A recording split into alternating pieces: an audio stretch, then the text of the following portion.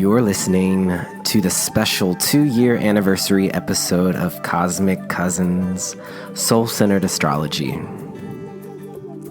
For grounding your ass from all the New Age sass, I am your host, Jeff Hinshaw. Season 6 of Cosmic Cousins is a bi-monthly astrology offering. It's released every new and full moon. And it's dedicated to honoring the interconnectedness of our universal family through embodied health, self-discovery, and deeper learning. Hey, Cosmic Cousins. We have a really special episode this week because this is the New Year anniversary episode for the podcast. We're celebrating 2 years. And the first episode aired on September 20th, 2017 at 12 p.m. when I was living on the eastern side of the big island of Hawaii, 5 miles from an active volcano. And so the Pisces full moon really invites us into this wide contemplative mode of existence, reflecting on everything. And so that was 2 weeks ago. So I found myself during that time like really reflecting on the last 2 years. And now this Libra New Moon, Libra is interpersonal relationships, it's communication, it's collaboration, it's sharing thoughts and ideas. And so I thought with the Pisces full moon, I was reflecting on all of it, and now I get to share it with you all in this conversation, this dialogue that we create together. So we're going to recap the last 2 years. I selected 10 different memorable moments over the last 2 years that really just came to me when I was reflecting on it. And so we're going to include clips from different conversations, which feels very Libra. And actually, this show is a Virgo Sun, Libra Moon, Sagittarius Rising. So we're going to look at the birth chart of Cosmic Cousins today and see what it might inspire for us on our reflection, but also as we head forward into this 3rd year of the show. And so that makes this podcast, Inner Dorothy, a reverent little podcast, which is Virgo Sun. At a peaceful sunset dinner, at a romantic sunset dinner, at an enjoyable sunset dinner. I'm kind of playing around with some of those words. Libra Moon, and then expanding the horizons of our world, Sagittarius Rising. So a reverent little podcast at an enjoyable sunset dinner, expanding the horizons of our world. And that feels really right on for me. I like having the Libra Moon in there because a big part of the show has been sitting down with other people and just creating enjoyable dialogue around astrology and what people's experiences of astrology.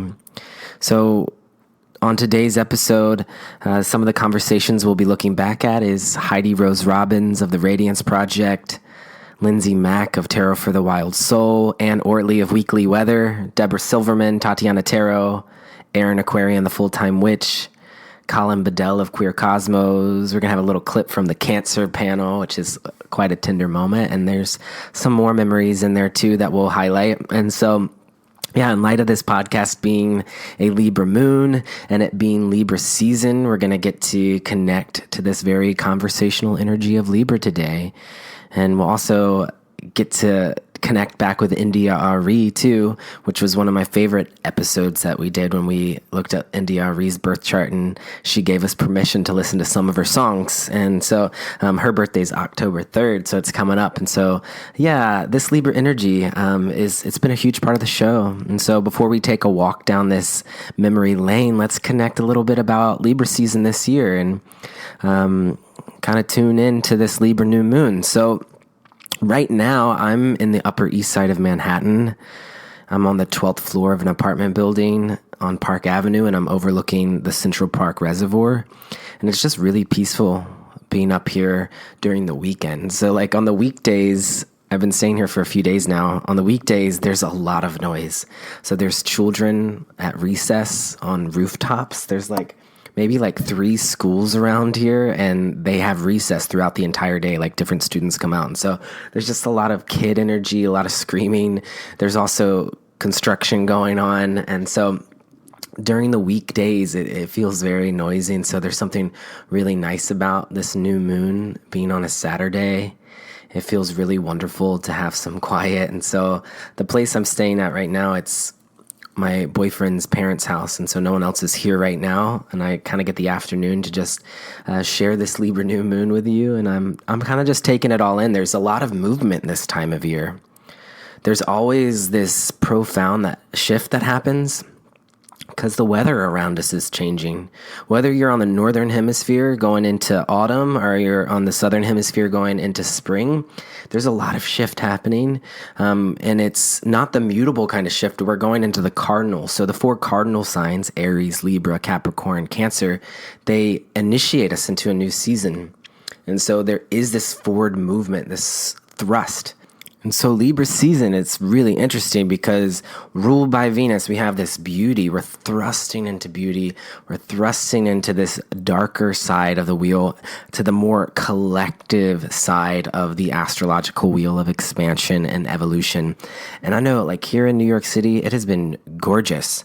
And I've been spending extra time just walking along the water, being in nature. This is the kind of thing that Venus might invite us into.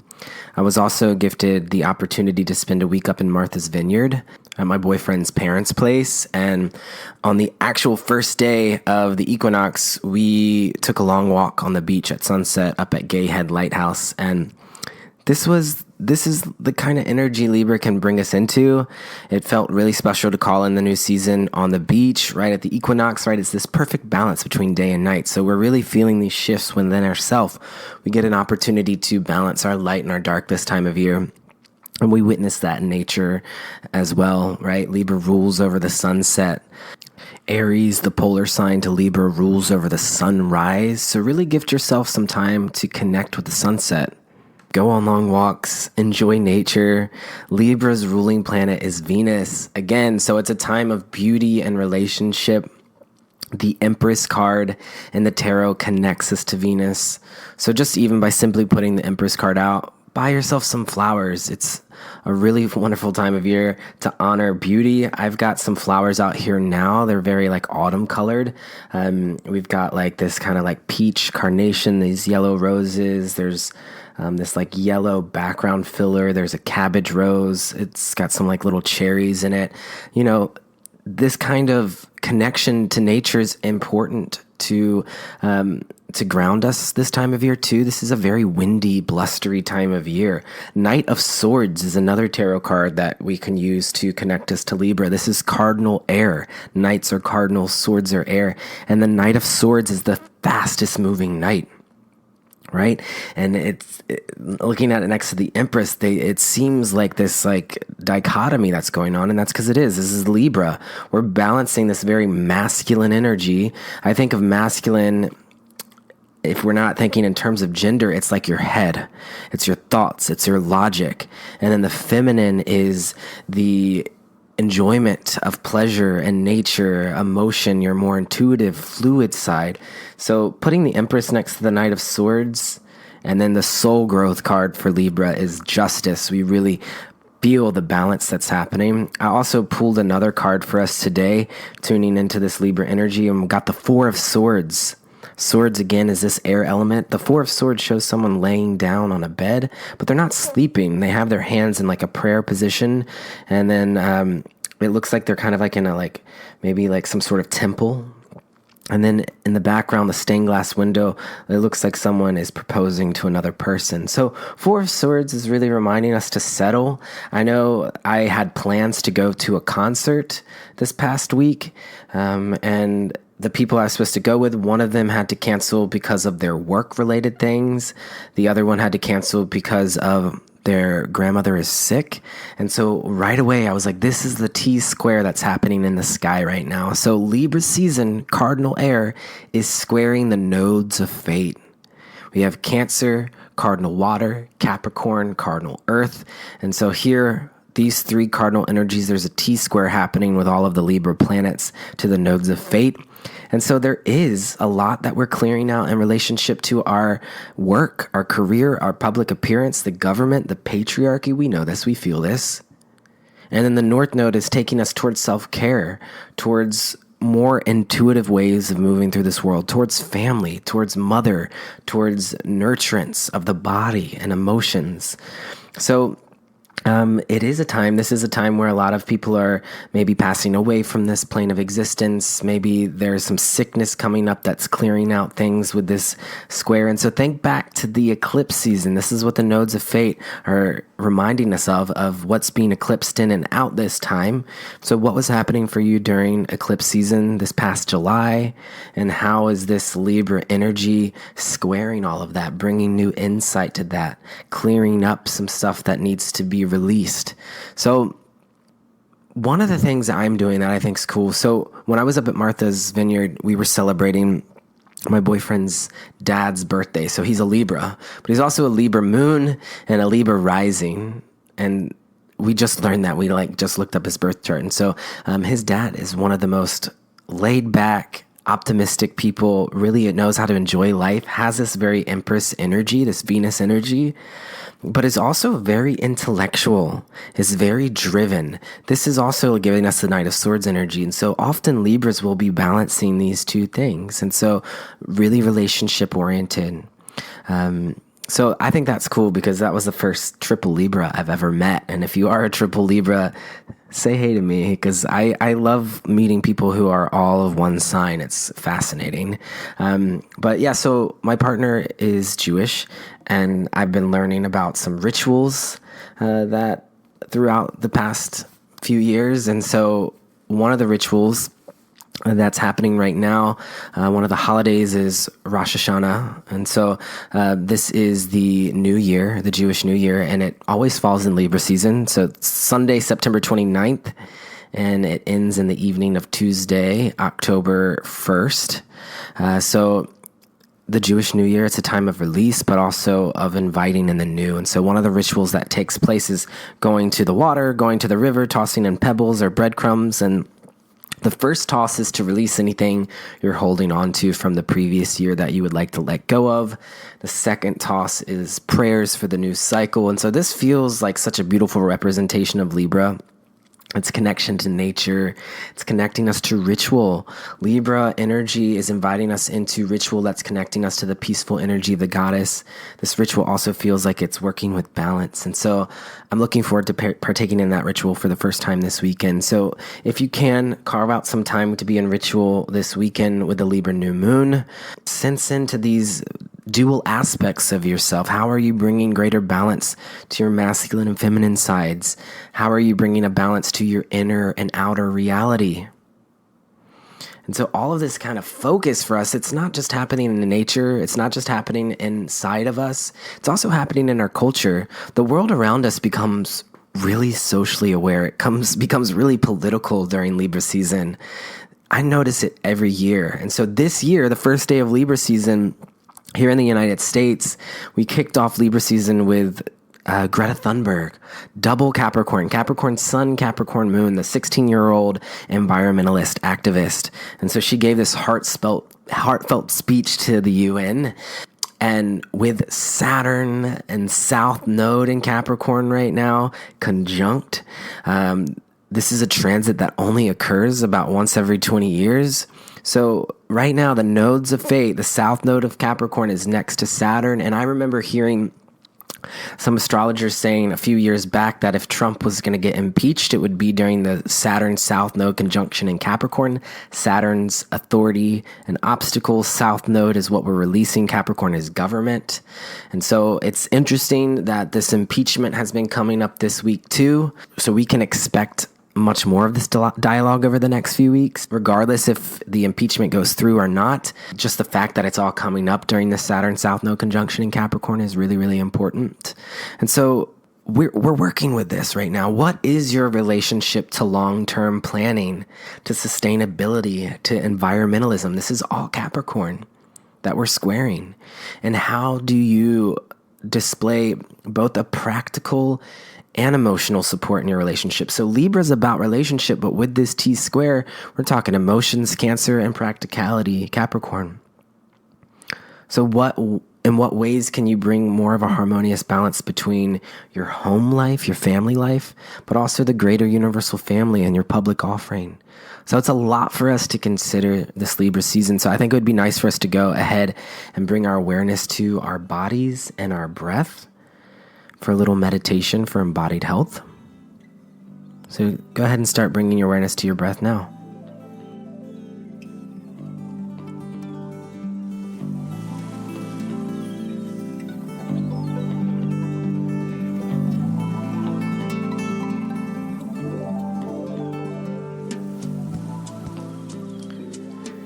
Here on Cosmic Cousins, we'll always carve out some time to kind of slow it down, to ground all of this astrological energy through our awareness to our body and to our breath. So as you take a deep, nourishing inhale, open yourself up to tuning into the Libra New Moon. New moons are a great time for reigniting something, for planting new seeds of intention, while also releasing things that don't support you. Libra's connected to the lower back, so take a deep breath into the lower back. Maybe you even place your hands there and just send love to this part of your body. Right, it's this halfway point on our body. Libra is the halfway point in our astrological journey. If you hold tension in the lower back, it could often be connected to relationships. Is there a loving balance in your relationships? This Libra new moon, it is a time for deep listening. All new moon energies are a bit more internal and are great times for just listening, but with Libra, it is such a communicative energy. It's interpersonal. And so this is a time of deep listening to the different things going on inside of you. So we're mediating a dialogue between the head and the heart right now. What would it be like for these two parts of yourself to hold a conversation? So breathing into the heart, we're inviting softness and beauty into your life. Fresh starts in your relationships.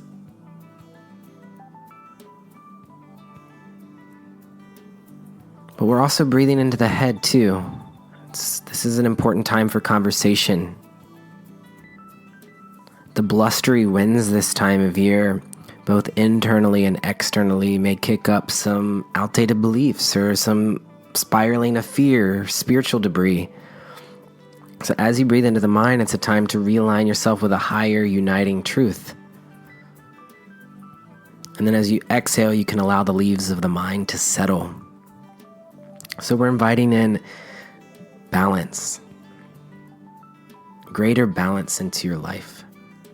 Equality, fairness, justice, communication, the balance between masculine and feminine. And so you can start with yourself, just inviting in greater balance and peace into your own life.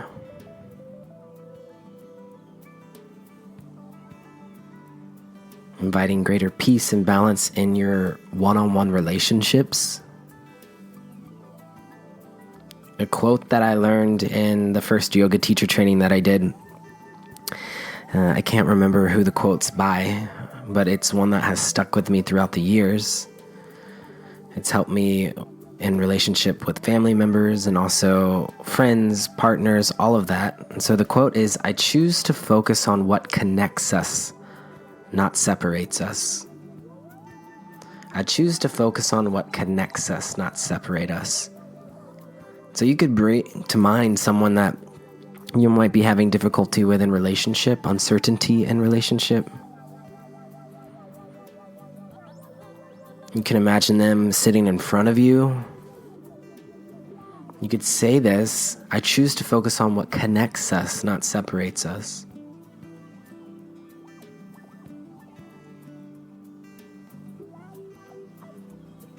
And this phrase, "I choose," right? I choose to focus on what connects us. "I choose" is a phrase that we can use for Libra.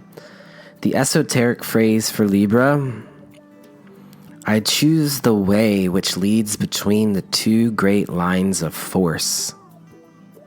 I choose the way that leads. I choose the way which leads between the two great lines of force. I choose. Connecting with this phrase this time of year, Libra can be right in the middle, can be stuck in the middle, waffling, indecisive, people-pleasing. So we're releasing all of those tendencies, and we're really empowering ourselves on this Libra New Moon with the phrase, I choose. So what is it that you're choosing right now? Maybe you write down this phrase, fill in the blank. I choose peace. I choose love. I choose freedom. Whatever comes up for you, just allow that to come in and breathe that into the body, particularly breathing it into the lower back. And take a deep breath into all of it. Happy Libra New Moon. Thanks for being here and for tuning into the show. At this time, we're going to transition into our 2-year anniversary celebration.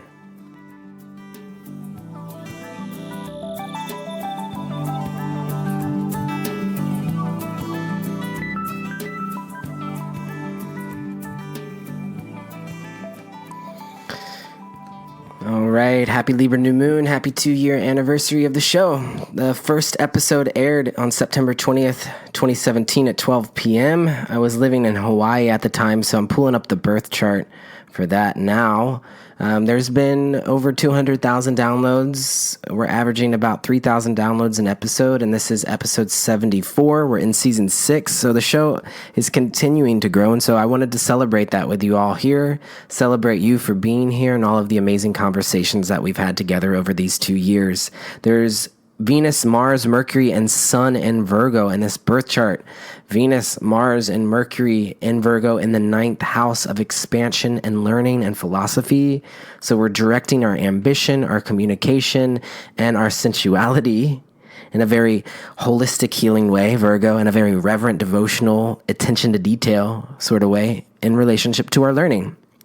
And then the Sun in Virgo is right up at the midheaven, indicating that this podcast was launched at noon. So oftentimes around noon, the sun will be at the top of the chart. And so it's a vibrant, shining, healing light to the community. So a lot of Virgo energy here. I listened back to some clips from season 1 of the show, and it very much was this time of being alone. The soul growth card for Virgo is the Hermit, and just sharing my understanding of astrology with the croaky frogs in the background when I was living in Hawaii. But as we went into season 2, it started to get more into the Libra Moon. So we've got Libra Moon in the 10th house in the birth chart of Cosmic Cousins. And the Libra Moon, it feels like the connection to our interpersonal relationships, the communication, the dialogue that we create with one another on the show, but also our interest in social equality with the Queen of the Zodiac series. So the first memory that I'd like to share with you is from season 2 with Erin Aquarian, the full-time witch. Erin Aquarian is a really, really dear friend to me, but this was before we had actually met in person. So it was cool for me to go back and listen. So what I did is I would think about some of the episodes that just came to mind that seemed like really wonderful opportunities and really wonderful connections that I had. So of course, Erin came to mind. And what I would do is I would just kind of click somewhere in the episode and see what came up. And when I was doing it with Erin, it actually went right to her song. So a little bit about Erin. Erin is a super badass tarot reader based out of Portland, Oregon. And Erin is the lead singer to a matriarchal rage doom pop band. And in our conversation, we talked about the divine feminine. We talked about tarot, capitalism, what it's like to be an Aquarius sun with a Capricorn rising. And then we listened to one of her invocations. So we're going to listen to that invocation today. And yeah, if any of those topics seem to resonate with you, you could go back to season 2, episode 7 and listen to the whole conversation. But for now, let's go ahead and tune into this memory that we have from season 2 with Erin Aquarian, the full-time witch. All of our songs are spells, but this is the one that sort of like I like to imagine like it's everyone hearing it, or everyone in the room when we're playing is like being held in this like circle of protection and healing and connection, basically. Beautiful. So, yeah, let's go ahead and get into that song. This would be a great song to sort of just like lay in Shavasana and allow the words to just kind of wash over you. I love that intro to it with the invocation. So, yeah, let's go into that.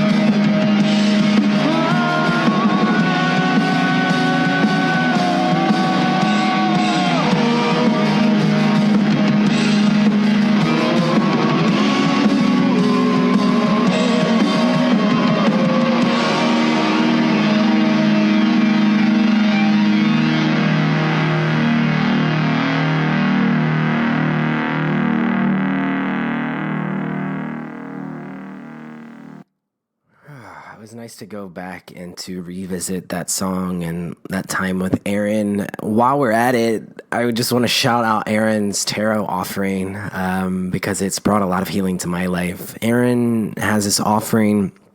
It's a total upgrade and paradigm shift to the way that many of us use the tarot, because she's not just a reader, but she's a philosopher, a purveyor of archetypes. And so her ability to tap into the esoteric meaning of symbols weaves together beautifully with her own unique immersive perspective. It's very Aquarian. She's also got that Scorpio moon too, going into the depths. And so it's a reading about the objective perspective of karmic cycles. So you learn about your birth card. I'm a Hierophant in my sun year, so she'll break all of that down for you. And it's very intuitive. It's very accessible and just a wonderful expression of the way that I feel and sense that tarot is evolving as a vocabulary for all of us. So check out Aaron's work, Full-Time Witch, on Instagram. Which brings us to our second memory that I have of the show. And this is taking us now into season 3. So season 1 and 2, I was living in Hawaii. And then season 3, moved to Los Angeles. And I got the wonderful opportunity to sit down in this very intimate and hilarious conversation with Colin Bedell of Queer Cosmos, Gemini Sun, Capricorn Moon, Leo Rising.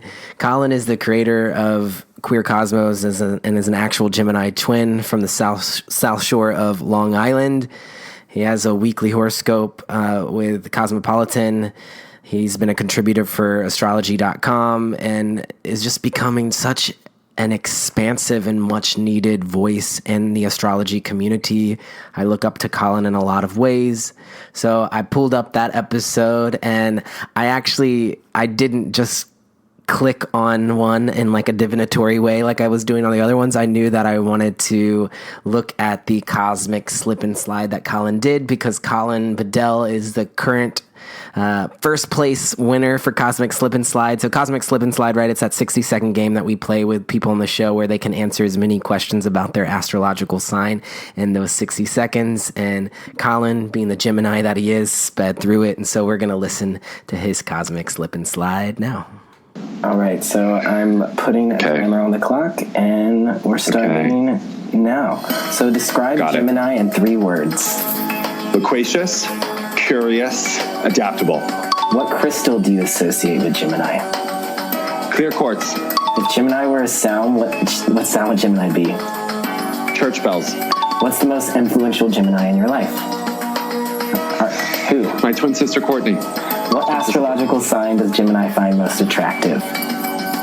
Pisces. If Gemini were a place in nature, where would Gemini be? The sky. What's Gemini's favorite food? General Chow's chicken. What does a Gemini think about most? Thinking. They think about thinking. How many Geminis does it take to find a missing wallet? 1. What colors do you... probably was the Gemini that fucking hit it. Go ahead, sorry. What colors do you associate with Gemini? Blue. What animal do you associate with Gemini? An eagle. Boom, and we're right at time. Wow. Okay. How did I do? How many did we get? You are the new winner of Cosmic Slip and Slide, coming in at 11. Oh, yes. And how funny. I love that number, right? Such a frequency in our community. Yeah. So awesome. How many did Taurus do? If you say 3, I will fall off my chair. I think 4 or 5, maybe. Yeah. You can't make this shit up. Who comes in number 2? Is it Libra? Is it another air sign? It was tied between an Aries and a Pisces, and they had 9. Pisces. Yeah, but Mystical Mandrake Root on Instagram, if you're not following her, she's oh, I will. She knows her shit, So she's on it. Okay. Yeah. Mystical Mandrake Root. I love it. But Aries had how many? 9. They were tied. So it's been a tie for since season 2. So you've come in as a new one. Yeah. Whoa. Okay, so do I get a prize? We'll see at the end of this season. Maybe I'll send you a tote bag or something. I don't know if you're still the winner. Excuse me. Okay. Well, how about this? When you come to New York, if Cancer or Leo beat me, okay, then you don't have to give me the tote bag. If I see you in New York and Cancer and Leo hasn't beat me, you have to give me the tote bag. There you go. Done. Okay, I'll take you out for a drink too, or you can go on. I would be honored. We can go out to dinner or something. We'll get General Chow's chicken. There it is. I totally pulled that out of thin air. It's fucking, I don't know. Yeah, I love it. It's my favorite. And you almost sabotaged yourself because one of them you kept like explaining the answer. Which one was it? Oh shit. Which one was it? I don't know. But you said what astrological sign does Gemini find most attractive? You said Pisces. Yes. I would love just to hear a little bit about that before we close out our time together. Pisces. Oh, where do I even begin? Okay. Fucking kill me. No, so I think that because there are two fish and because there is a person in each Gemini, they really have a deep understanding of one another. Deep, very deep. It's not understood most often by people outside of that square, but Gemini Pisces really get it. And I think Gemini appreciates Pisces' social empathy and social elegance and making sure that everybody is invited and seen and understood. Pisces is always looking for who feels left out and then actively builds that bridge for them to be a part of the conversation and connection. Gemini loves that. Okay. And I think because communication on the continuum is 93% nonverbal and 7% verbal, I think Gemini has a monopoly on the 7, and I think that Pisces has a monopoly on the 93, and that's why they're like, wait, how did you see that? How did you hear that? Because I don't read invisible ethers. I don't read body language. I don't fucking, like, sure, tone might be weird, but if someone doesn't fucking say something, I'm like, no. Whereas the Pisces, like, downloads the whole fucking past life regression from the fucking grocery list, and I'm just like, what is going on? And I love it. And I think, too, because they'll never totally figure each other out. Mm-hmm. They surprise each other. Just when the Pisces thinks they figured out the Gemini, they're like, oh, can you take that? Yeah. And then just when the Gemini thinks they got Pisces, they're like, oh no, honey, I can solve this Rubik's Cube with my eyes closed. And you're like, damn. I just love Colin. He makes me laugh so much, and it was such a joy to go back and listen to some of those conversations and relive these moments. So looking back at Cosmic Cousin's birth chart, we also have Jupiter in Libra in the 11th house. This is expansion and conversations, Libra, in the house of community, 11th house. 11th house I also associate with astrology because this is the Aquarian house. Faith and expansion, Jupiter, in one-on-one conversations, Libra, about astrology, 11th house.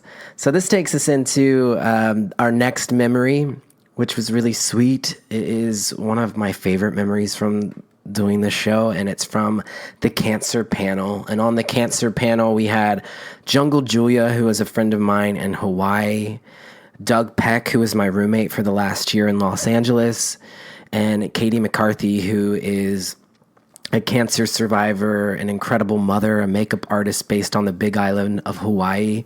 And you might recall from listening to that episode, she lost her home to the volcanic activity on Hawaii. And so we talked about that. This is a more tender moment for sure. And her husband, Drew Daniels, who's also been on the show, wrote a song about their home being taken away from the lava. And I wanted to just reflect on that moment in time too. And their incredible strength to move through this time. And yeah, so on this Libra New Moon, this is a great time for us to really hold space for that and to send prayers their way as they continue to rebuild their life. And we'll listen to the song by Drew as well. So let's tune into this very heartfelt Cancer panel memory now. So for those of you that don't know, I know this is incredibly recent, but it really does fit along the themes of grief and home with the energy of a Cancer. Do you feel like opening up, talking about the recent volcano activity and your home? Sure. So this is, kind of our reality. And now all of this that's happening, it is really, really fresh. And to us, it's so wild. It's so surreal. it was like one day it was fine, and then the next day it is not fine, and everything is over, and everything has been taken away. And I don't know. It definitely, there is a lot of sadness, even just around the house, and that's very Cancer too. Like when our house was going down, the night before, I actually had a dream, and it was all of my family, and they're all holding hands like around it, and so I kind of thought in my heart, like, oh, it's gonna be okay. It's gonna be okay. Like, we're not gonna be taken out. And I was like, my family's got me. Da da da da. And then we woke up the next morning, and when it was gone, it really did feel like we lost a family member. Like we could really feel that loss. And Drew actually built it with our other friend Sean, who passed away in February. And there was just so much magic in the house. I'm sorry. It's okay. I'm feeling the tears come too. Yeah, and so there was just so much magic in that house, and and it's funny because like when I tell people we lost it, I'm like, oh, it wasn't like, a big house, but it was like our house, and it was so special, and it really was. It was so unique, and we had like a big ohia like going through the in our kitchen, and you could just feel the strength in the ohia, and Drew had never done anything like that and built a house, and so it just really felt super, super, super special to us. And like, we can still like remember like, certain things. We can just bring ourselves like right back to like us being there and pulling up to the driveway, all of that stuff. So, it definitely is super wild, but, through this all, it's like seeing our family and friends come around us is so beautiful. And it's just, we always wanted them to come out here. We were kind of doing it for them too.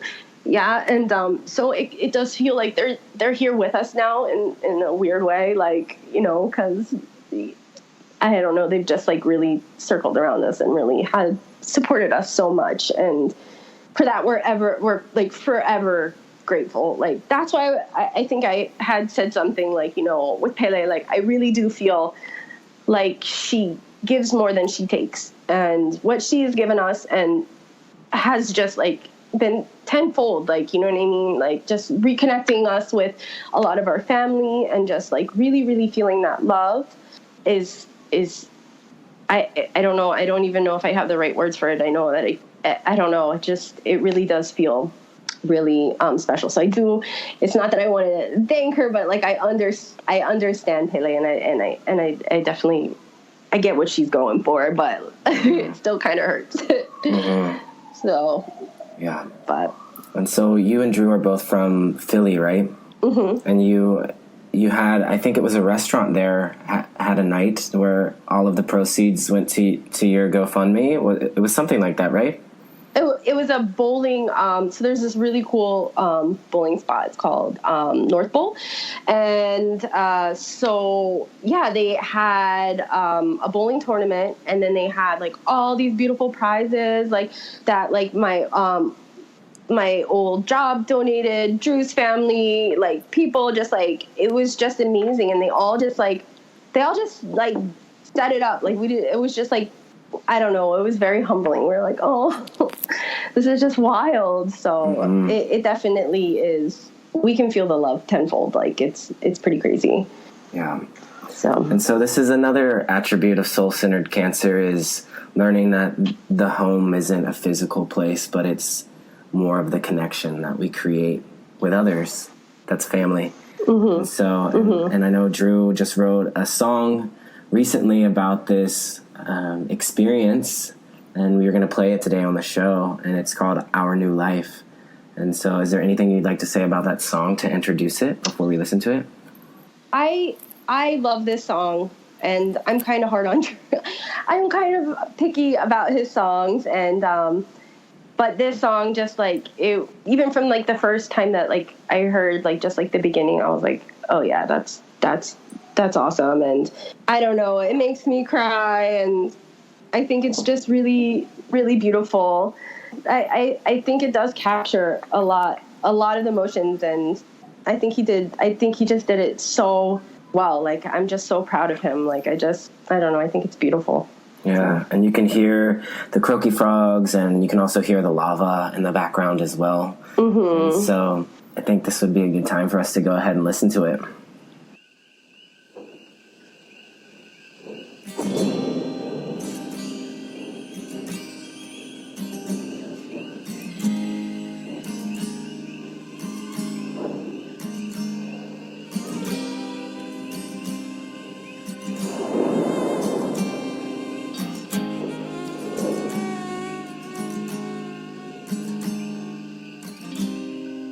My backyard, it sounds like war, exploding glow of methane mortar. Can't eat, can't sleep, days feel like weeks. I'm breathing fumes, I'm running on E. In a state of emergency, we move with constant urgency. Will we learn to be okay with uncertainty? Our friends are leaving, our families grieving. Well, no one said change was ever gonna come easy, but I still hold faith. We'll find our place, strength on display. Out of her way.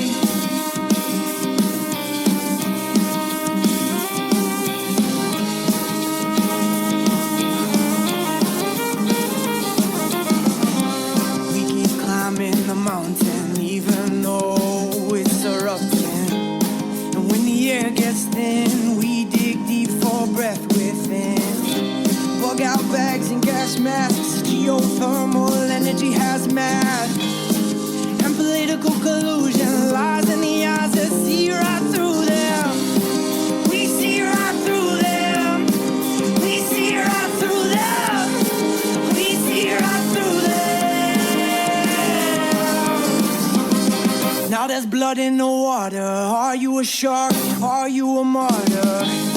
We see our true colors. Look in the mirror, see who you're becoming. Spreading tea and juniper gin. We hold to our beautiful kid. Packing up the homestead, hoping we'll be home again. Well, I still hold faith. We'll find our place. Strength on display. We stay out of her way.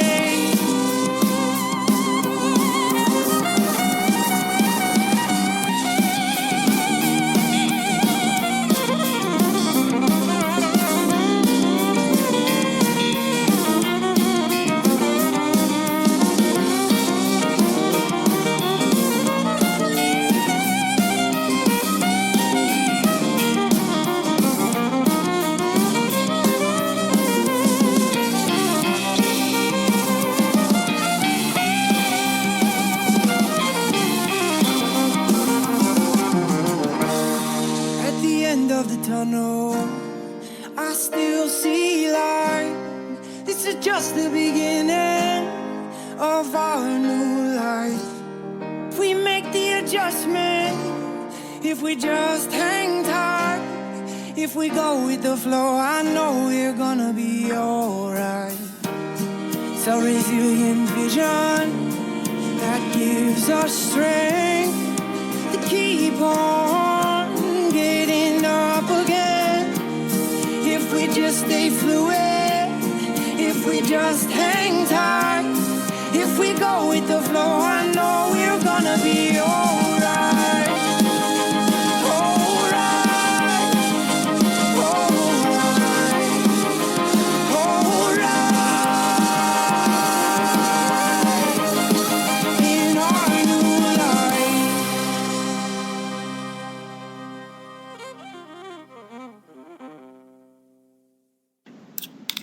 And so, wow, this song brings me to tears every time I hear it. I'd love to hear what you all have to say, what it brought up for you. Well, if you talk about this idea of Cancer's transforming hurt into beauty, this is just such an exquisite example of that. It's an incredibly painful experience, and listening to you talk about it, Katie, is just so powerful, and the tears are indeed flowing here too. But my God, everyone seems so strong, and it seems like in the face of this terrible thing, there's so much power. Also, the song I played and this song are both in minor keys, and there's a Western association of minor equals sad, but that's not true. And I get so much strength and resilience and hope from this song. So we're kind of smashing that false notion as well.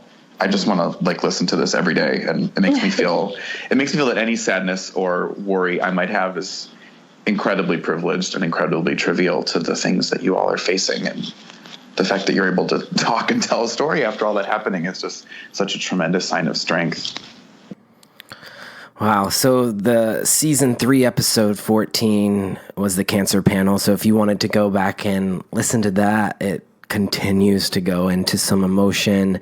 I know that more tears are shed, and it's the one panel. I hosted a panel for each astrological sign. It's the one panel in which the individuals on the panel open themselves up emotionally to cry. And so that feels very Cancer. And yeah, so what a beautiful memory. And thank you to all of those on the Cancer panel. That's the episode where we crowned Frida Kahlo our Queen of Cancer. So check that one out. And that was the season 3 finale. And then we went into season 4. So this next memory number 4, is with Ann Ortley. Ann Ortley is the person who inspired me to start a podcast, because I listened to her podcast for years. And for those of you that don't know Ann, she's the host of the podcast Weekly Weather.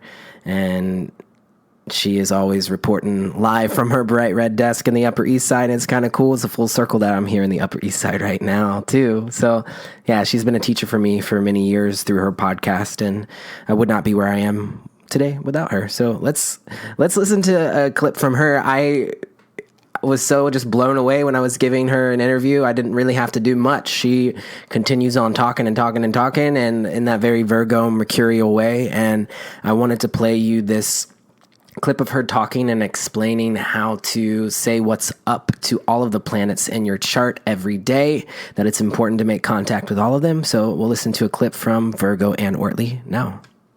And I'm also kind of cutting to your previous episode from this week on Sunday that you just released, where you were talking about checking in with all of your planets every day, kind of like they were working in offices, and you're kind of the manager, and you need to, even if you just fist bump with one of the planets, there's a check-in. So that also felt very Virgo to me, the way that you explained that. I would love to hear what it's like for you to check in with your planets every day. Well, what I do is I kind of get up in the morning, and, I work at home. So that's always it's a wonderful luxury, but it also, on a bad day, you never really shut the computer off. So for me, checking in with my planets, I have 2 little cats. So they're 2 of my 6th house planets, Jupiter and Uranus. And then I have 2 assistants. One of them's Uranian, one of them's Jupiterian. So I kind of, I have my assistants come on a daily, and then my clients, Jupiter, Uranus. So that's easy. Working with other people, my 7th house planets, my Sun and my Pluto. Usually people come to see an astrologer when they're having a hard time. So I usually work with Pluto every day with one of my clients. They're going through some transformation and drama and triangles and being tortured. And I kind of help, give advice. And then as a Virgo, it's kind of in service too. So it's, like the podcast and the Facebook posts and, offering stuff that's maybe helpful, and, try this, maybe that'll be fun. The Scorpio stuff, the 8th house planets, that's my astrology. I kind of do, I read other astrologers. I go to other astrologers. I check out their postings in the sense of, I have a few go-tos that I really love, or I dig out an astrology book, or, you just kind of run into it. My Neptune, I always try and do some kind of musical something. Whether it's playing Aretha Franklin because she just passed, or it's, doing the lyrics from Hamilton, or it's playing Rent, or it's finding an internet video that makes you want to dance and sing. I like to do TED Talks with my Mercury Mars because they're kind of improvement. I love Stephen Colbert, a lovely, he just totally makes me laugh. That's the Mercury Mars. My Moon in Pisces, I love my bathroom. I love to take long showers.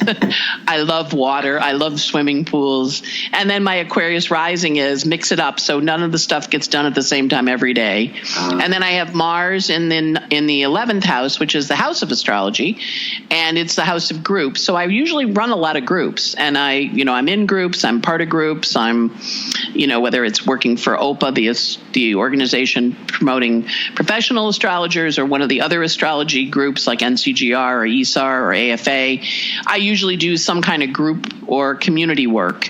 And sometimes that's just my Facebook community. Sometimes it's, Instagram posts. And I'm encouraged in that by my two assistants who always come up with really creative ideas. One is they're both really brilliant writers. One's more acting oriented, one's more writing oriented, but they always come up with really creative ideas. Well, how about we do this? And I'm like, yeah, that sounds great. So they kind of offer a lot of inspiration too. And I think that covers pretty much all my planets. And then asteroids, my Vesta's in Virgo, so I have a lot of books and I'm always reading something. And then I have a lot of partnerships with people in terms of, people I talk to or I feel like they're connected on a soul level.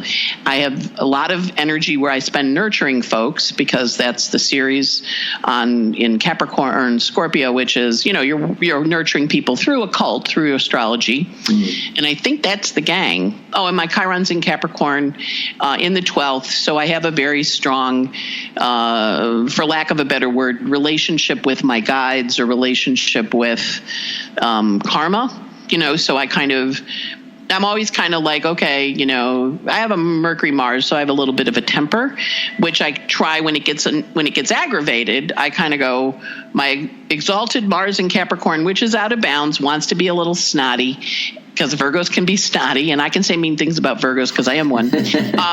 And my Capricorn Chiron goes, look at their chart and understand why they're being difficult, or why, a way to say something that helps them heal, because I do believe that our job on earth is to help everybody grow in love, even though sometimes that can be a little hard.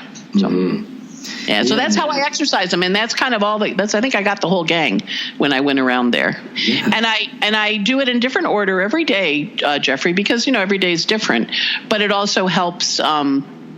It helps me really feel like everybody's been talked to. And then on, like right now, I'm having a big Saturn transit, because Saturn's setting off all my early planets. So I have a clump of planets in the early degrees, and I have a clump of planets in the 20s. So the early degrees have been really activated by the Mars retrograde and the Saturn and the Uranus and all the planets that are in early degrees right now.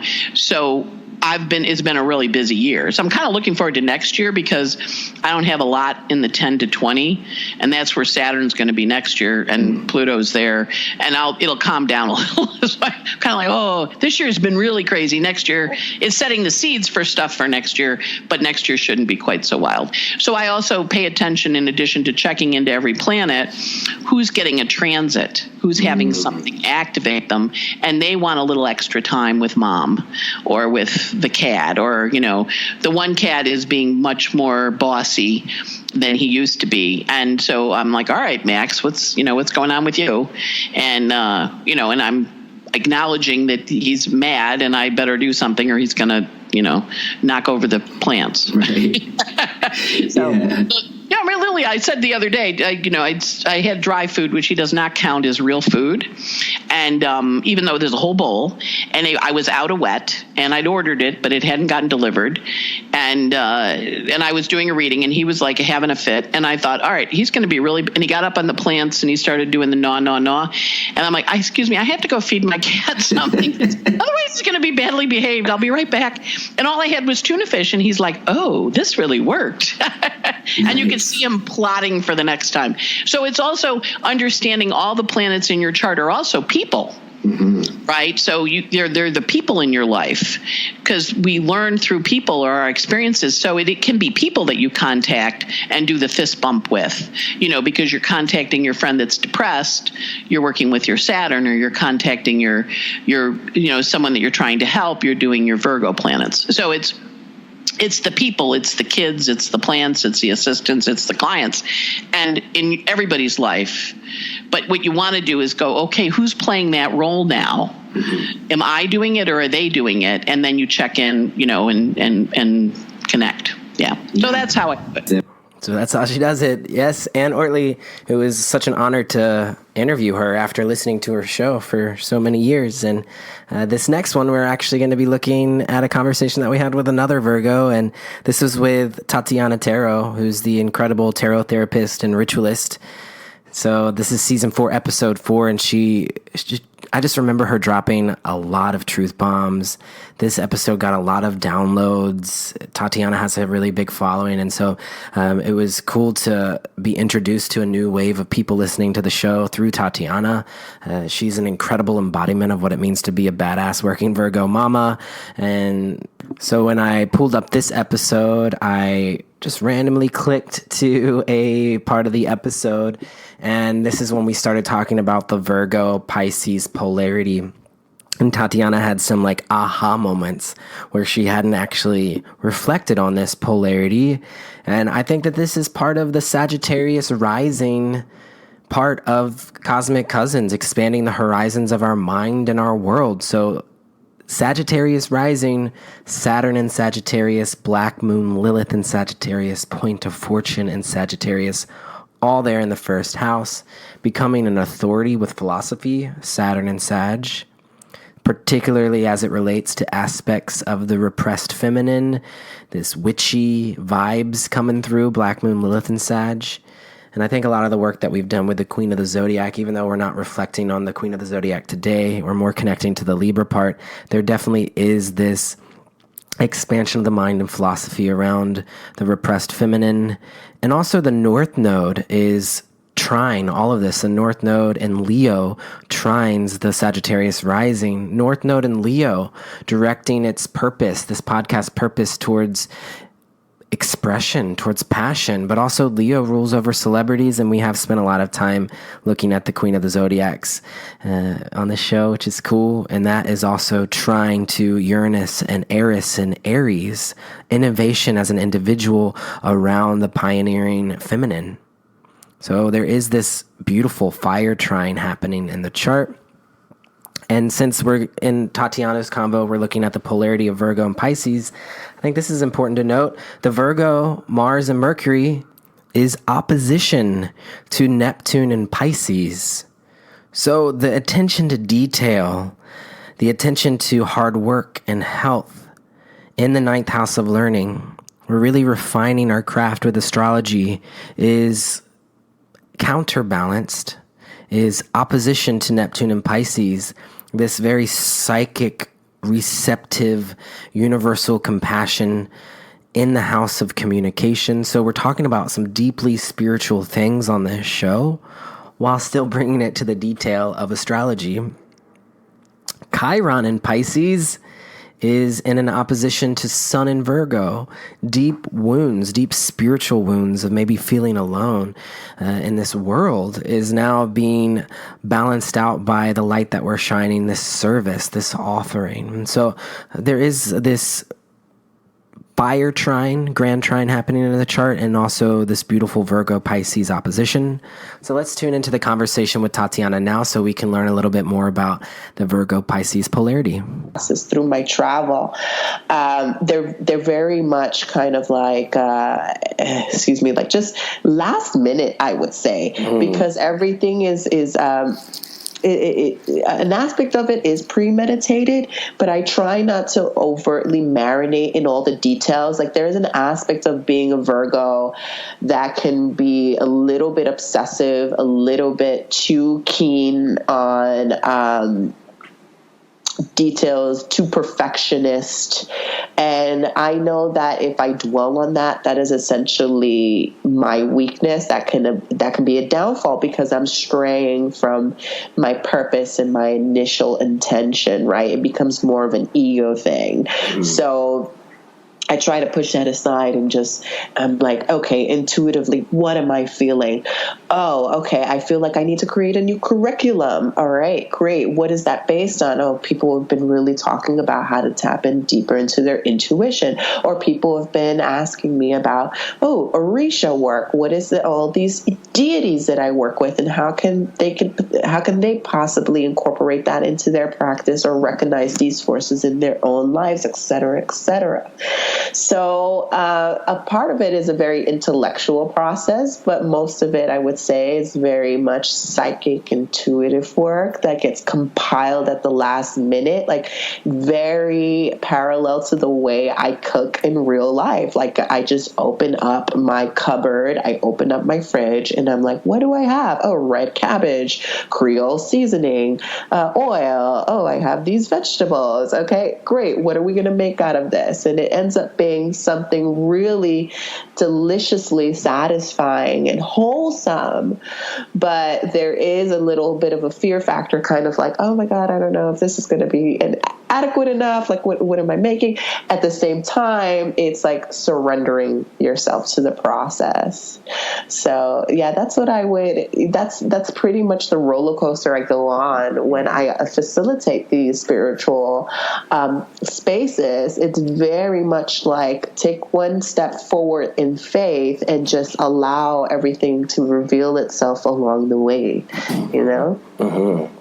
First of all, yum. That sounds delicious. And two, you're really giving us soul-centered astrology. And so the focus with soul-centered astrology is on the word centered. And so when an astrological sign can explore their polar energy, it brings them into the center, and they become soulful by bringing it back what they've learned from their polar sign and embodying this through their sun sign. And so as a Virgo, your polar sign is Pisces. Right. And so for a Virgo to let go of control and to sink into the feelings and the unknown and to allow themselves to be dreamy and magical and mystical, they can then bring it back into their Virgo nature and offer it as a service to the world. And so this is really where your power is coming from as a Virgo. And so it's because you also demystify magic as well, which is something I think of as Virgos doing as well.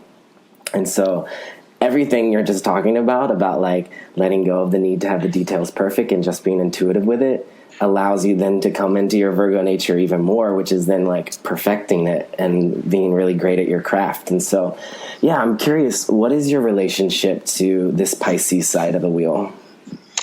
So that's really interesting that you bring this into play, because I had never considered that.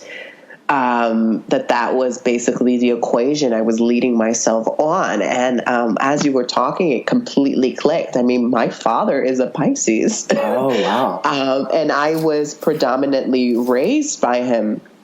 So to have such a strong Pisces influence in my life, being very woo-woo, but yet, somewhat very practical and balanced. There's a sense of like, oh, okay, elders leading the way. This is feasible. This is, these are ways that I can digest the Pisces way of living and still apply some sort of a structure to make things work for me. So to establish some sort of organization. See, my father, even though he was very much into the woo, highly creative, a high dreamer, still very much an entrepreneur, very much practical, militant background. So we have this dichotomy that I've always dealt with. And luckily for me, I've learned and I've seen firsthand kind of how to balance these both worlds. And so I guess unbeknownst to me until you mentioned it, that's how I'm like balancing it out, you know? And hearing like the militant side of your father too, Pisces will sometimes need to go into this Virgo realm where they're a little bit more analytical or practical to kind of synthesize all their Pisces energy too. And so you two are kind of having this cosmic dance going back and forth. Okay. Yeah. Yeah. So okay, yeah. So we're going from one mutable sign, Virgo, to the next mutable sign with Sagittarius, mutable fire. So we're leaving behind season 4 and we're now expanding into season 5. By this point in our journey together, we had crowned Queen of Taurus all the way through Queen of Scorpio. And so now we're moving to Sagittarius, and this was the premiere of season 5 at Maha Rose. This was last December 2018, and it was the first ever live audience that gathered. It was also the first time I ever hosted a live panel. It was a Sagittarius panel, and so on the panel, we had 3 Sagittarius healers, artists, and mystics in our healing community, and it was so much fun. We had Debbie Atias of Fun Heals Everything. We had Anthony Lopez, who is an incredible actor whose performance is tied to esoteric practices. We had acupuncturist Yogi Amanbir, who travels the world teaching and has made albums inspired from his travels. So these 3 were really connecting us to this free spirit, Sagittarian, teacher-like, creative energy. And I just had so much fun shooting the shit with them. And we're going to do another cosmic slip and slide. It's funny, the Gemini cosmic slip and slide, now the polar sign Sagittarius. So the 3 of them got to do the cosmic slip and slide together. And then we created some lighthearted humor around it afterwards. But let's tune into the live cosmic slip and slide Sagittarius panel now. Okay. All right. So we'll do the 60 seconds. Oh yeah. What crystal do you most associate with Sagittarius? Citrine. Citrine. Okay. What astrological sign is Sagittarius most attracted to? Aquarius. Make a sound with your mouth that embodies the energy of Sag. How can you better show love to a Sagittarius? Dance with them. What country in the world feels the most Sagittarius? India. Which astrological sign is Sagittarius most likely to ask for advice? Nobody. What color feels the most Sagittarius? What color feels the most Sag? Turquoise. What flower would you put on an altar to Sag? Jasmine. Fill in the blank. Sagittarius couldn't make it to the party because she was too busy trying to Go to another party. Okay, so we're right at time. Let's talk about it. So we'll start. What crystal do you most associate with Sagittarius? I think we said citrine. I have to explain each answer. I think I don't know. It's like fiery and I don't know. It's connected to the solar plexus for sure, which is like purpose. I was just saying that's what came out. I wasn't. Cool. Yeah, and there doesn't have to be an answer why either. Well, like citrine is usually like associated with like, you know, up energy, fire energy, bubbliness, sparkliness. I think it's one of the crystals that doesn't need to be charged. Is that right? Yeah. Damn. Cool. Yeah. So does Sag need to be charged? Okay. So what astrological sign is Sagittarius most attracted to? Did you say Aquarius just because it's me? Yes, but no, I mean, it was deeply personal just because like all of the people that I've been most attracted to in my life for like friends and otherwise like have always been Aquarii. And your partner's an Aquarius too, That's right, yeah. So what do you think it is about the Sag? And I would love to hear the other Sages say like, are you attracted to Aquarius or like what would you have said? So why Aquarius?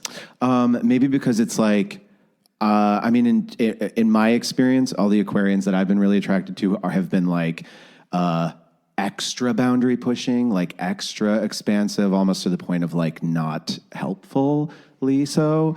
But like, I like to be pushed, and Aquarians are usually the ones that do that for me. Yeah, so we're feeling there. Fire and air are complementary, and they're both cosmic signs. So we got Sagittarius, which is cosmic fire, expanding, and then Aquarius, which when it's air, it's like cosmic air. It's like all the way up there, right?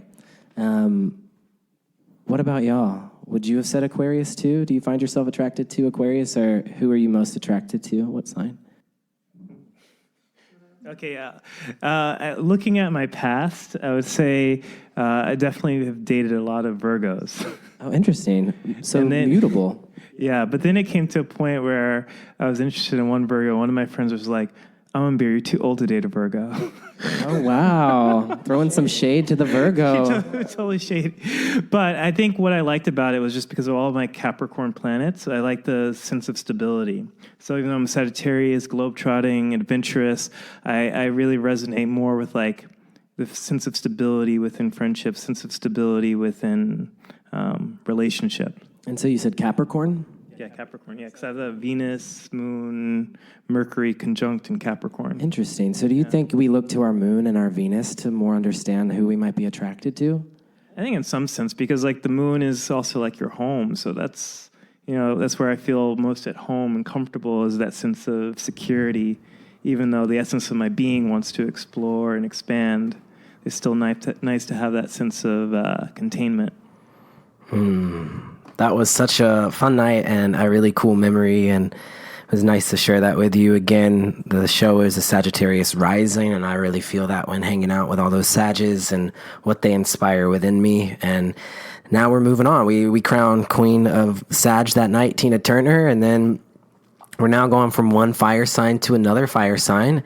Season 5, episode 12 with Heidi Rose Robbins, who is an esoteric astrologer based in Los Angeles. She is the author of the Daily Moon Notes on Instagram, the host of the podcast, The Radiance Project, and has been a huge, huge inspiration for me. My North Node is in Aries, hanging out right next to Heidi's sun, so I think there might be some sort of cosmic alignment happening with the two of us, but I definitely look up to her and have learned so much about her. Like when I shared the esoteric phrase for Libra today in the meditation, Heidi introduced me to the esoteric phrases, and so check out her work. We're going to listen to a poem by her, and let's go ahead and tune into that episode when Heidi was on the show. I think in a very Aries way, I wanted to start our time off together with a bang. Yes.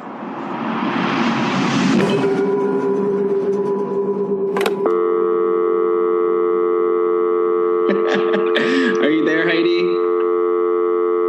Are you there? Oh no. Okay. It's not enough of the bang. I'm a Mercury retrograde bang. So here we are gathering Mercury retrograde, and I realized was on the wrong router connection. So that's our bang. But the other bang, I wanted to listen to an incredible and heartfelt, inspiring poem that you wrote and performed on TEDx. Oh my gosh. And it's called I Know a Woman. And so TEDx says it's an invitation, a celebration, a truth-telling, and a call to gather. And it was written for all the women who gather across the globe to bring the light. So I thought we'd listen to that now. Beautiful.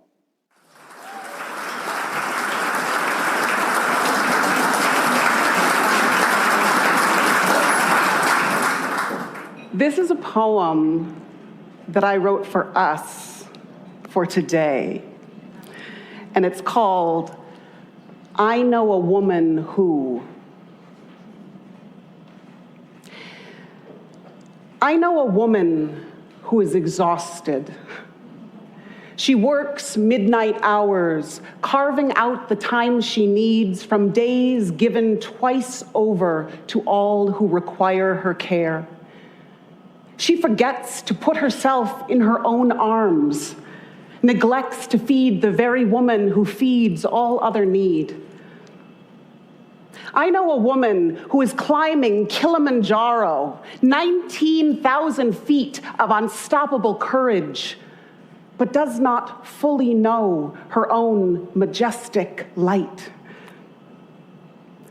I know a woman who is wrenched with too many goodbyes in too short a time, whose heart burns daily for all who are in pain. I know a woman who is banishing fear, ushering it out of her house. It held sway one too many years, now she is done. I know a woman who found an empty room. She is scrawling on the walls. She is splashing paint. She is making noise. She is dancing a fiery dance. She is willing to fail. I know a woman who quit her job and every day makes friends with her unknown. I know a woman who holds us with prayer. I mean prayer that can change your life. I know a woman who is enraged, pain stitched in her pockets, tears waiting to be shed, who now must open her mouth and speak or shout or sing her truth. I know a woman, a warrior queen, whose little girl heart needs a lullaby. I know a woman who cracks herself open to be boundless love, a priestess of raw devotion. I know a woman who lost her son, but gained her voice to let loose a fury of light upon the world. You know a woman. We know a woman, struggling to grow her radiance, the flame of her heart burning away who she is not. Our stories together hold back the darkness. Our struggles together wrestle fear into light. Our bodies together, collectively breathing, breathe a breath that forges the new. So yes, and yes, and yes, let us rally to birth the light. Buoy one another, stand fully alive. Let us breathe upon the flame. There is no longer time to sit at home at the kitchen table and weep for a fractured world. The doors of our hearts are swinging open. We are calling to one another. Our arms are outstretched. We are joining hands. The birth cry of the new world is a song sung by women, silenced for centuries, heard now when we gather in the name of light. Oh, women, blind me with your radiance. Bear witness to one another. The time has come. We have everything to give to a world that needs nothing more than our fierce, present love.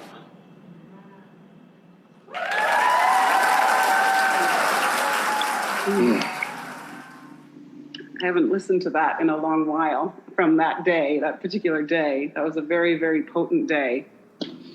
Yeah. So that was a really special moment for me to interview Heidi. And if you want to connect to Aries, listen to that episode, season 5, episode 12. We then break down that poem and talk about how each line is, in essence, a reflection of Aries. Thank you, Heidi, for being on the show. And then next we have our season 5 finale. We're still in this Aries. I had Lindsay Mack on the show, my soul sister best friend, host of the podcast Tarot for the Wild Soul. And in our conversation, we talk about all of the wand cards in the tarot. So this is another cool episode to check out, season 5 finale. And so we start with the Ace of Wands and we move all the way through the 10 of Wands, through the court cards of the wand suit. And we end on the Emperor, which is a soul growth card for Aries.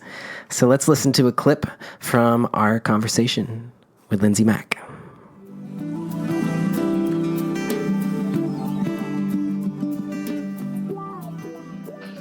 Hi.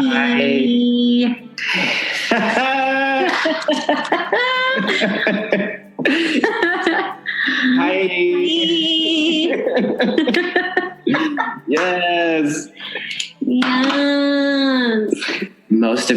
probably know that me and Lindsay go way back with the Brooklyn Fools Tarot Journey. We co-led that for 2 years, but our relationship goes well beyond that. We're soul sisters, best friends, and family. So, and we just got to spend the past week together here on the West Coast for Lindsay's birthday. Yes. So I was kind of like, okay, what is this interview going to be like? 'Cause it's not really an interview. It's more like a hangout.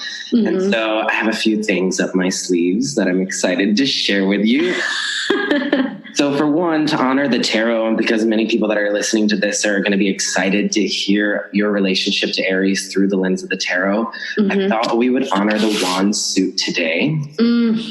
So I have all the wands out on my table, and we'll have like a reflection and a question that's linked to each card. But more than that, I wanted to talk about the Four of Wands, because the Four of Wands is the name of our group text that we have, because we were out Joshua Tree last month with a group of witches that are in our tarot community. And so I kind of wanted to start there with the Four of Wands. Yeah. I'll hold it up so that you can like feel into it. But like, where did that name come from? I think I suggested it, actually. I don't know if you know that, but I think I named the group. Cool.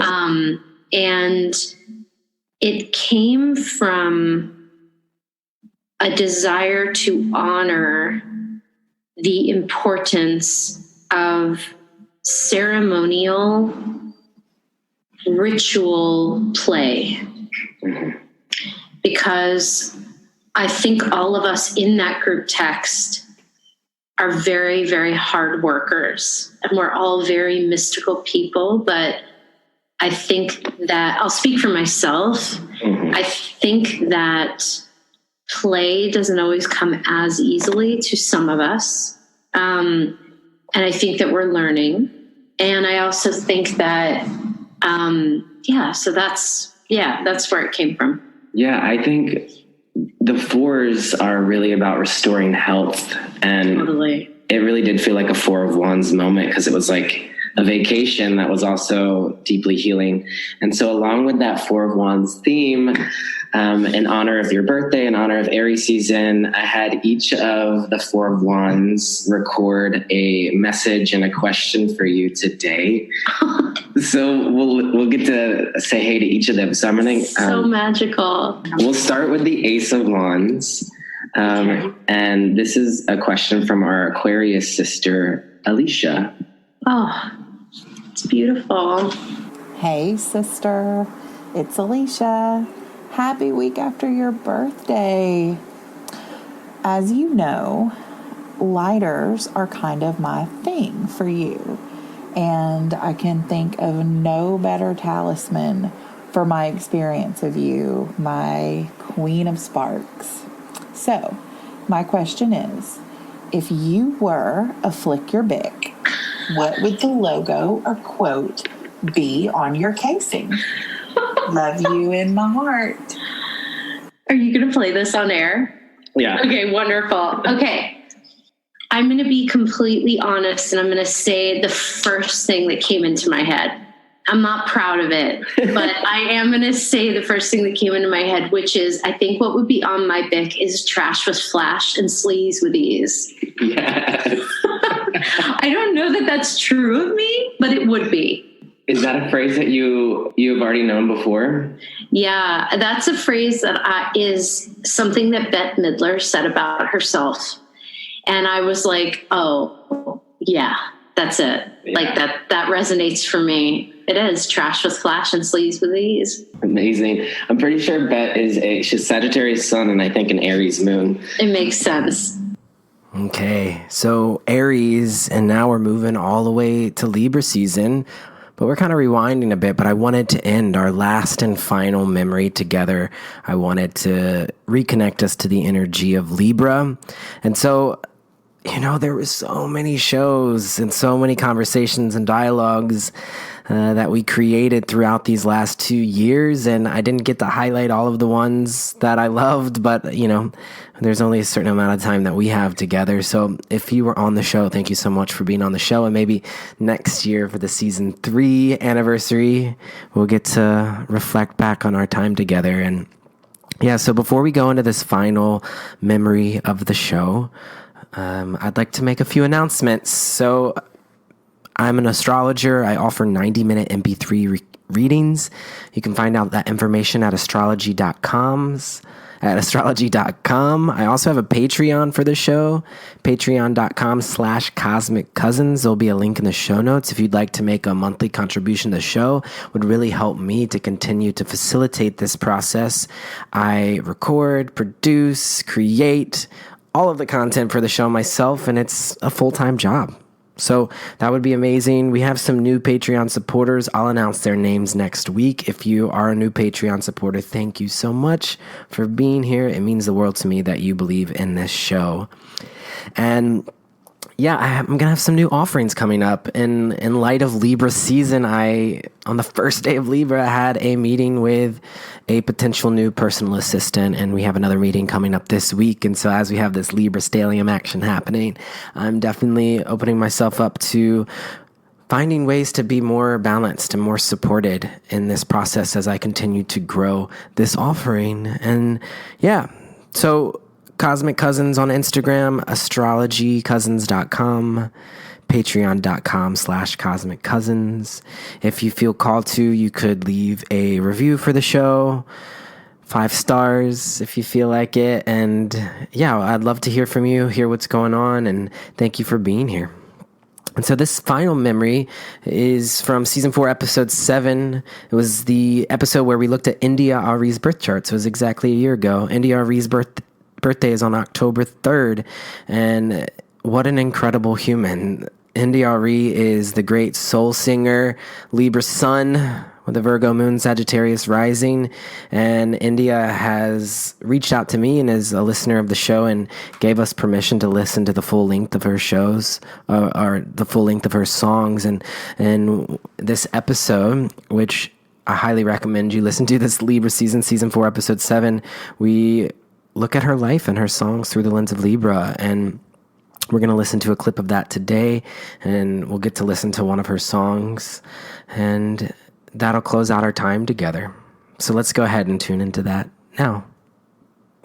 She has inspired, and this is a quote I found in one of her interviews, which is her life mission, but this is going to be one of our soul-centered Libra traits for us to reflect on, but it's, quote, "To spread love, healing, and peace through the power of words."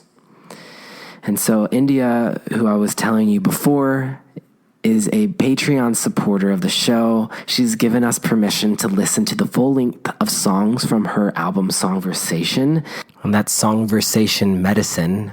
And so I thought it would be cool for us to listen to a couple songs. We can just sit back and relax and enjoy this Libra season. And so what a gift that she's giving us on her birthday. And so the song from this album that I would like to play you is a song I play for my students on retreats when we are discussing Libra, because it is giving Libra's ability to now rise above duality in this world, to seek the highest ultimate truth. And so we are moving beyond the scales of justice and now to the holy sword, pointing straight up to the heavens, piercing the sky with the ultimate truth. And so I invite you to let these Libra words wash over you as we listen to this song.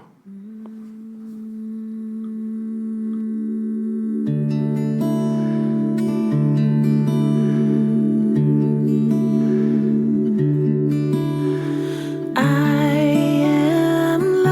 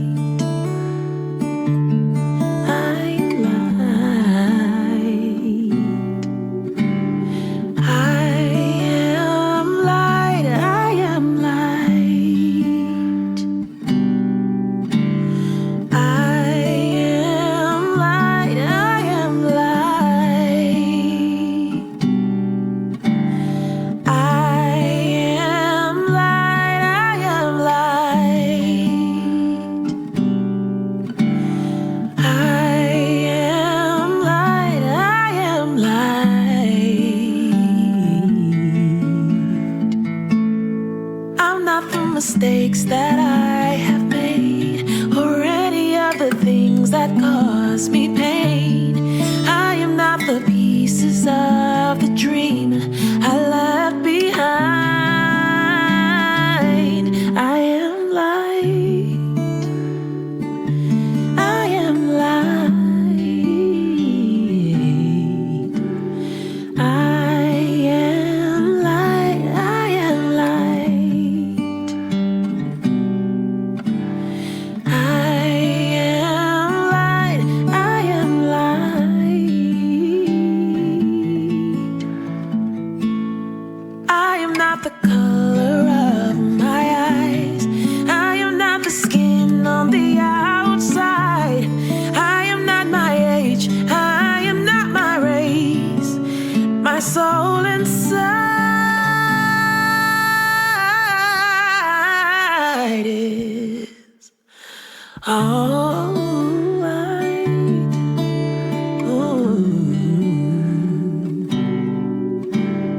I am light. I am light.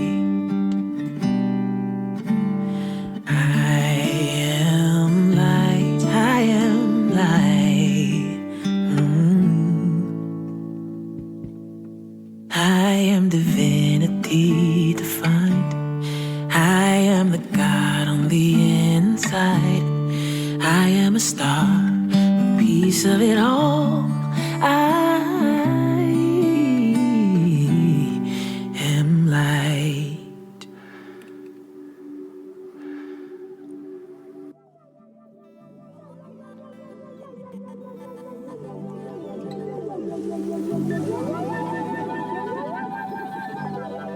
Thank you always for tuning into the show.